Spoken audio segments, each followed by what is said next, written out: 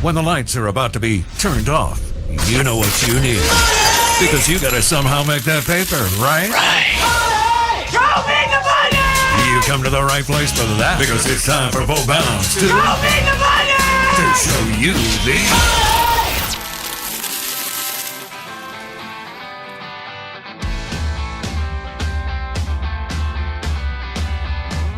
Hey, Show Me the Money brought to you by Pearl River Resort, Golden Moon Casino Sportsbook, award-winning Dancing Rabbit Golf Club, the Amazing Steaks and Elijah Craig Bourbon at Philip M's and the Table Games. PearlRiverResort.com to make your reservation. We welcome in college football insider Dave Bartoo, who was on a roll yesterday and throwing some people off, which he likes to do. He's gotten back in it as far as tweeting about college football and all that. And it's time to have him on the show and raise a little hell. Bartoo, what's up, dude? Oh, dude, I love messing with people, man. I mean, I love getting the fans to think, but I also like trying to be outside the box. You know that. Yeah. You know, when everybody's looking left, I'm screaming right. So that's just the contrarian in me. You are a contrarian. I am. I'm a devil. Well, it was. I was talking to some folks with regards to the playoffs and the playoff committee, and they'd reached out specifically to kind of be a devil's advocate about things. When we hear this, can you check it? When somebody has an idea, when ESPN says XYZ, can you put a pencil to it? And so I think that over the years, I think that just ended up being part of my reputation of somebody who wanted new ideas, but was always willing to test those that people put out there as well. Because, as you know, there is a lot of BS that goes on year-round with sports. No question. Bartoo's Bangers on the Out of Bounds Show, brought to you by Elijah Craig Bourbon. Okay, Bartoo, I see here where you tweeted about coaching continuity and NIL player continuity. And over the last 3 years, here are the top 10 programs in player retention. And there's a few of these that mean a lot to this market. So we've got Ole Miss. Yep. We have Clemson, who LSU opens up with. We have a huge LSU fan base. We have Arizona State, who Mississippi State will host in week 2, Kenny Dillingham and Arizona State. And then one we may hit on at some point is Baylor. Auburn at Baylor, Friday night, week 1.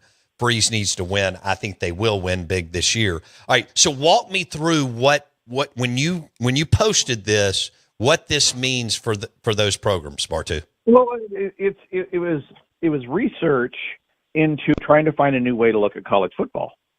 Ultimately, what it was is because college football simply comes down to 24 numbers a year, right? Home and away times 12. That's your 24 numbers. Nothing else matters, right? And so when I'm looking at the transfer portal, my hypothesis, my thought was, is there any sort of correlation between programs that do a good job of retaining their athletes and not letting them transfer up, keeping transfers to a minimum? Is there any correlation to programs that recruit more out of high school and less out of the portal? And so, and then all of that, does that tie to, let's say, win totals? Is there a way we can look at this and go, okay, if they lose more than 24 players, they have a 82% chance of going under their win total the next year. So from a gambling side, that's the other way I'm looking at it. But most of the guys that I work with at the collegiate level, and at the NFL level too, it's all GMs. And so part of this project also was being able to help my GMs, if there are numbers available, to go, okay, here's what winning programs are doing, whether it's intentional or not or subconscious. This is what the pattern is. So this is a good starting point for your, high school recruiting / transfer portal philosophy. Okay. So some of these teams are good and some are not. Ole Miss is good. Well, I'm walking like Virginia's not any good in football. But Manny's done a good job at Duke. He hadn't been there long. Ole Miss, Kiffin's done an amazing job going on year 6. Aranda may have it going in the right direction. They were going to get fired. They had a good year last year. Lashley at SMU. We'll see what happens at UCLA with that new dude. And then Arizona State, Kenny Dillingham bounced back. And this is coaching continuity and NIL player continuity over the last 3 years. Top 10 programs. Ole Miss is one. And then some of the others that are tied in with the Clemson, people believe are going to be really good. Dabo is gone. All right, let's throw this out to Bartoo. Yeah. Bartoo, Dabo has decided to not use the portal until this past year and just used it a little. Their whole focus has been high school recruiting and keeping these last 3 years, this class intact. And now, according to the NFL draft experts, they could have 4 first-rounders next spring and a bunch of other dudes. So walk me through your thoughts on what Dabo's approach to recruiting in the top 13 and retaining just about all those players. Bartoo. Well, I think you know that, and I've said it on your show before, right? That my work in the NFL shows conclusively that teams that live in the draft and utilize free agency the least win the most football games. Right. Teams that use free agency the most don't do well in the draft, don't retain their players, do the worst in the NFL. Okay, so I see the high school recruiting as the draft. I see the portal as free agency. So it's always been my belief for the last 4 years that programs that embrace high school recruiting and let their 3 and 4, 5 deep go and let everybody have the pieces and churn that high school recruiting and not be dependent on the portal and free agency as much, I think those are your big winners. So I like the way Dabo was going. I liked, when people were praising what Deion Sanders was doing, I still liked long term what Dabo was doing. And so I think it's going to pay off for him with that. And like you said, he's now starting to backfill a little bit with the portal. So part of my research that I've been doing this week on the transfer portal, one of the things I looked at is, speaking of Dabo and not having a lot of guys in the portal year over year, I looked at our last our semifinal teams from last year, right? Penn State, Notre Dame, Ohio State, and Texas. Okay, those 4 teams. This one really stood out to me. This is one of the few. I got a couple other nuggets on this, but this one really started me down a rabbit hole, and I'm going to start going back to 23, 22, and so forth. But those 4 teams combined took in 30 guys total from the portal the year before 2024. Okay, wow. 30 guys total. So Penn State, Texas, Notre Dame, and Ohio State averaged 7.5 transfer guys in prior to the 2024 season. Wow. 7.5, right? And you look at somebody like Bill Belichick, who's transferred in 48 guys. Dude, they got a pig in a python. We've seen this too much too, right? We've seen Florida State abuse the transfer portal, right? And it got them some wins, and then it got them a whole bunch of losses. Michigan State got Tucker fired. Well, Mel sucked anyway, so who cares? I mean, he was going to get fired at some point, so sooner is better than later. But that being said, it's only 4 teams, it's only 1 year. But I bet you that as I go back, we are going to find the vast majority of your playoff teams, your good teams in the country, don't abuse the portal much in the year or two before they make a big run, or they don't abuse it much at all. And then they don't bring in a lot of guys from anywhere. So it's that one kind of fascinates me going down that one right now. All right. What else do you have? Bartoo's Bangers brought to you by Pearl River Resort. You mentioned a couple other nuggets that you may want to hit on. Well, it was so I started looking at net import. I call it net importers, net exporters. Right? Are you a net importer of transfer players? Are you a net exporter of transfer players? Okay, and let me define that. Okay, a net importer means that you bring in more guys from the transfer portal than left via the transfer portal. Okay, so if Mississippi State loses 27 guys to the portal and they bring in 29 guys, they're a net importer, right? On the flip side, if they lose 27 to the portal and they bring in 7, that means they backfilled it with 20 high school players. You're a net exporter. Does that make sense? Mm-hmm. Okay. So I started looking at net importers, net exporters. The top 5 net exporters, okay, teams that send a bunch of guys in the portal but backfill it with high school players, the top 5 are all SEC. Every single one of them. Tech and they're your big boys, right? Texas, Georgia, Alabama, Tennessee. I can't remember the 5th one. Dang it. And so that's the problem with doing these shows from the bar in the morning. I don't have my computer in front of me. But what that's telling me, okay, this is my interpretation of this, is these are the big SEC teams, and they are churning through. They're getting as many high school players as they can, and really this is no different than before, right? But with this portal, you can churn through them faster, and so I think all this, and I think it's the smartest strategy. They're churning through as many high school players as they can, and the guys that can't make it, boom, cut them loose, or they leave, right? But they're getting first dibs on all this stuff, and so essentially, everybody else is taking these guys sloppy seconds, right? So, I'm fascinated to see, and I'm going to back test this with 2023, 2022, is this whole net importer, net exporter of transfer guys, because at the NFL level, those who are a net importer fail. Those are your non-playoff teams. Those are your lottery draft picks. Those are your terrible franchises. And so I believe you have to be a net exporter of talent or lack thereof talent, not a net importer. Okay. All right. Bartoo on the Out of Bounds show and the Farm Bureau Insurance guest line.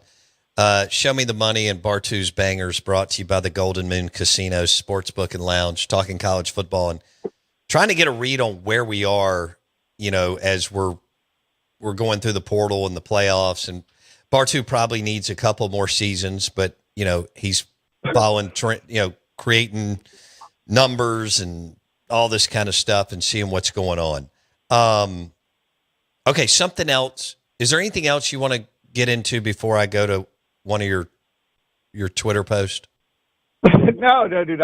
I did a bunch of them. So you can hit anything, brother. I am ready to roll on this stuff. All right, I love this. So Bartoo yesterday tweeted out a reminder that offensive coordinators do not develop QBs. Head coaches do not develop players. They got it, or they don't. While a great OC can make an average QB look better, it's the great QBs that make average OCs look great.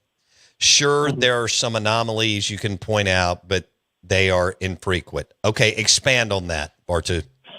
Okay, and it's not just quarterbacks.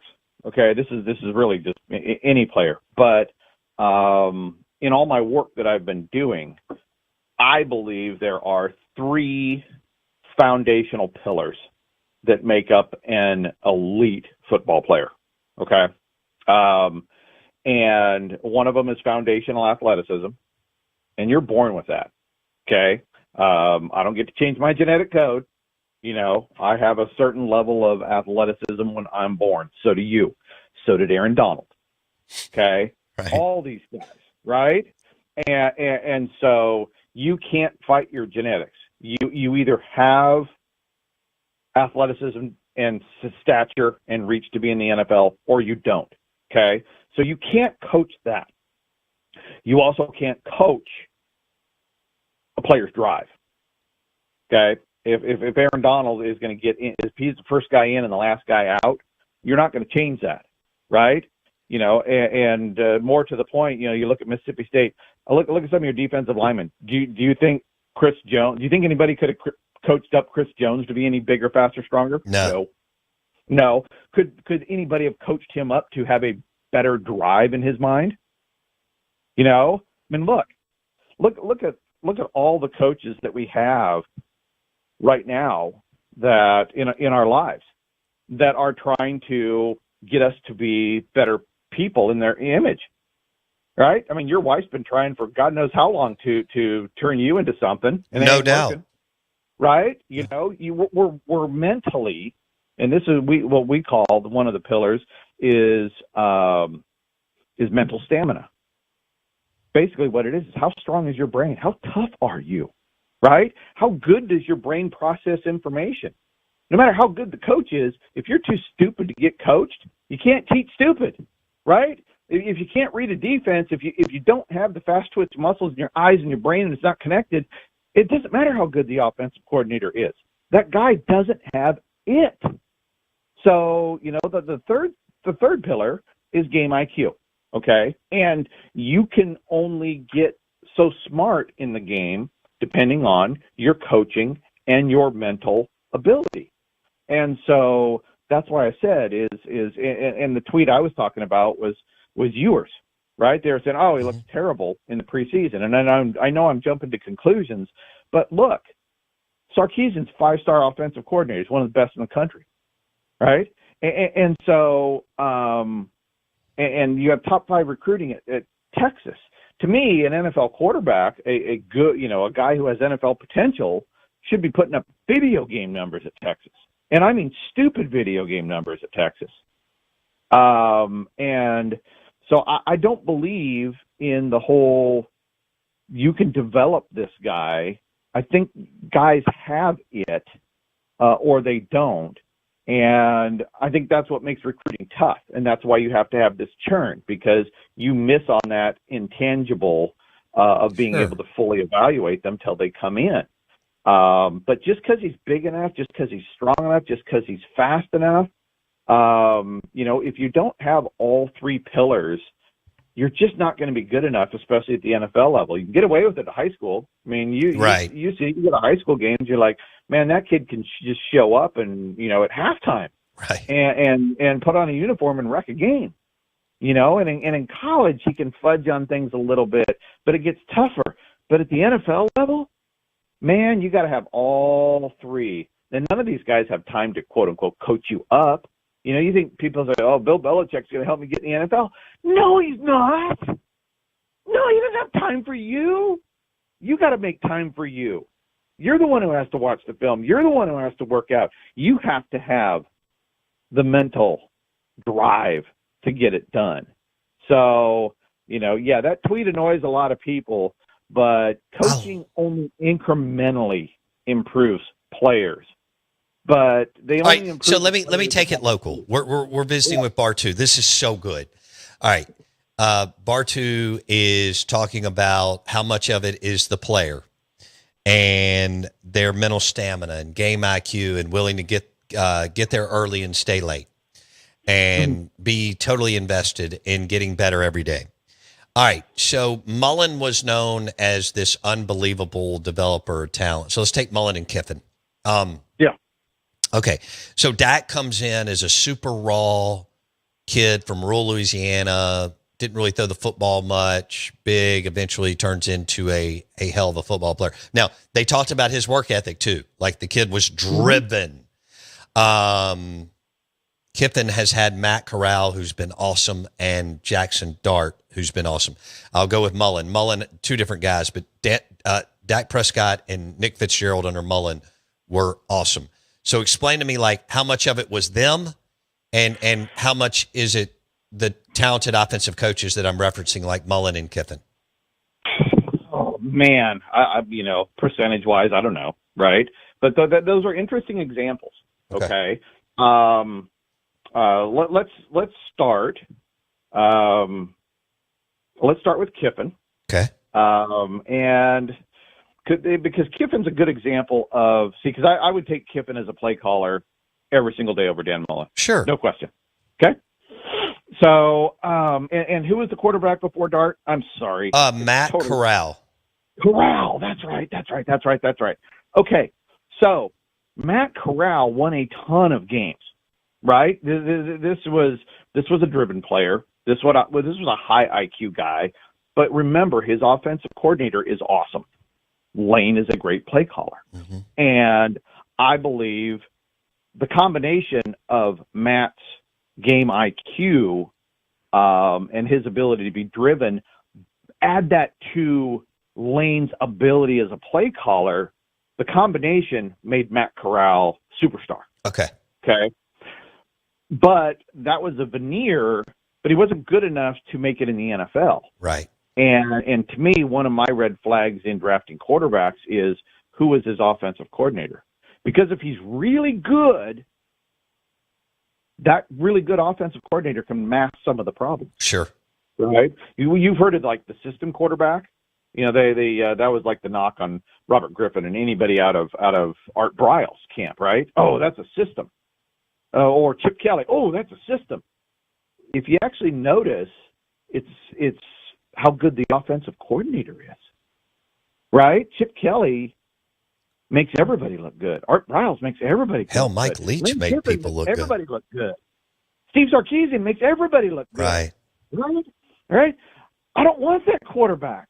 That offensive coordinator is so good at taking what he has and making it better that it's not necessarily he's developing the player. He's just so good at play calling, he can elevate the perception of the quality of that player.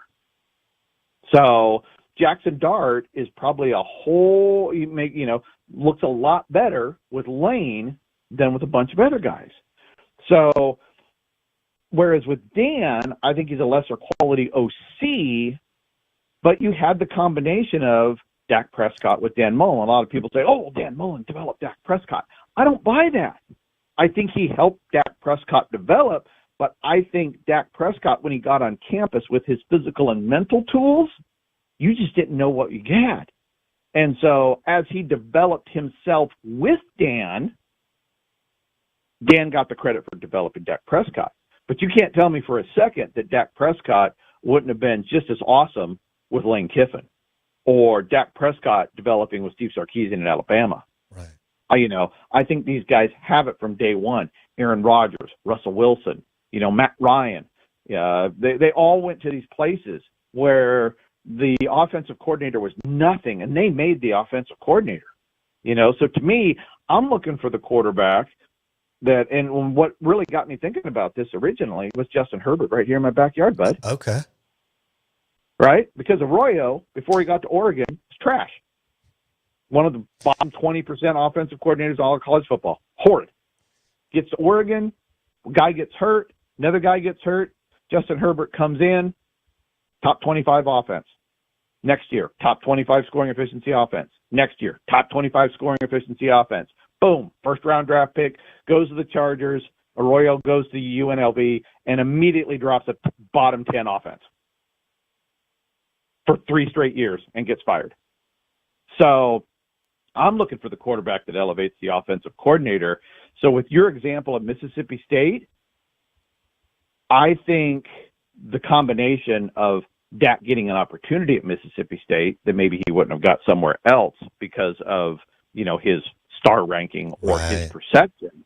I think you had a perfect storm with Dan Mullen's ability, and I'm not saying Dan wasn't a good offensive coordinator, but you had the perfect storm with Dan and with Dak and having the opportunity to build and learn at Mississippi State, maybe where he wouldn't have had that opportunity somewhere else.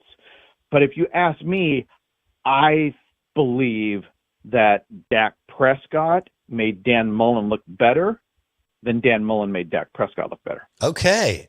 Bartoo's Bangers brought to you by Pearl River Resort. And so Bartoo, while he values coaching, because that's not where you're going, you value coaching, and that little bit of a bump from Mullen or Kiffin or Sark or whoever we're talking about is valuable, because anything that advances you professionally or skill wise, you recognize. But what you're saying is the overwhelming majority of it is on the player and what they're willing to do, Bartoo. Right.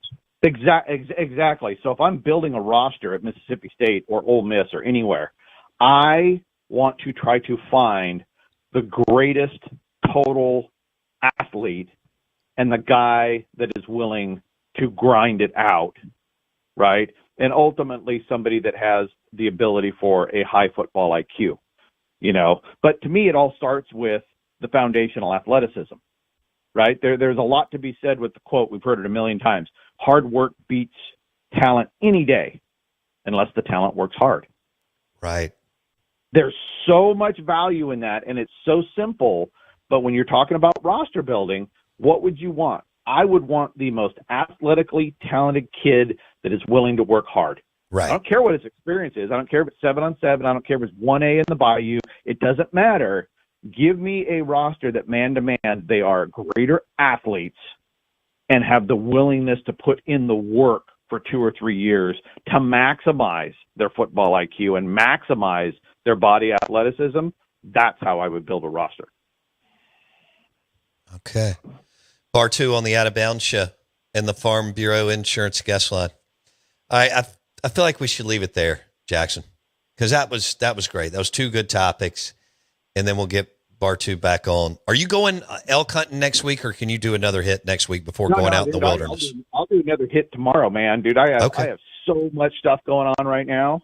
I mean, it just felt like we scratched the surface. We didn't even get to talk about why I think this year's national champion is going to be the worst team of this century that wins the national title.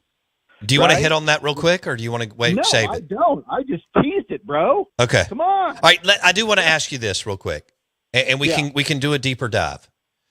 But you did this last year, and it got hammered. We cut up the video, and it also got hammered on the podcast. You did this before the season. Kiffin and Golding, OCDC pairing. Top 10 in the country, Bartoo? Yeah, it is. Okay. It is. Yeah. Nothing's changed there, right? Texas still the best trio of coordinators, OCDC special teams in the country. But remember, they have a head coach that loses football games. So, they're going to have to do the Ed Orgeron and somehow catch lightning in a bottle to win a national title. And I don't think they're doing it with a rookie quarterback this year.